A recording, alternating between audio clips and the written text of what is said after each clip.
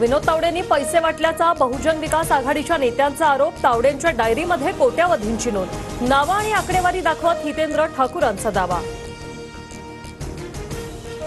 भाजप नेते विनोद तावडे 4 तास हॉटेलमध्ये बंद। पैसे वाटप झाल्याच्या आरोपांवरून बविया कार्यकर्त्यांचा घेराव। पत्रकार परिषदेनंतर हितेंद्र ठाकूरांनी तावडेंना सोडलं। भाजप नेते विनोद तावडे आणि राजन नाईकांविरोधात गुन्हा दाखल। आचारसंहितेचा भंग केल्याप्रकरणी कारवाई। विरारमधील पैसे वाटपाच्या घटनेची निवडणूक आयोगाकडून दखल। भाजपवाल्यांनी सांगितलं की विनोद तावडे 5 कोटी घेऊन येणार आहेत। बवियाच्या हितेंद्र ठाकूर यांचा दावा। 2 डायऱ्याही सापडल्याचा आरोप। नालासोपारा मतदारसंघात कार्यकर्त्यांसोबत बैठक होती। पैसे वाटप झालं असल्यास चौकशी व्हावी, सीसीटीव्ही तपासावेत। शपथ घेत तावडेंनी आरोप फेटाळले।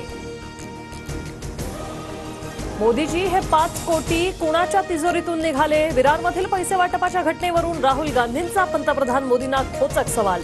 तर तावडेंना अटक करण्याची चेन्नीथलांची मागणी। बहुजन विकास आघाडीच्या उमेदवाराला ऐनवेळी भाजपला पाठिंबा।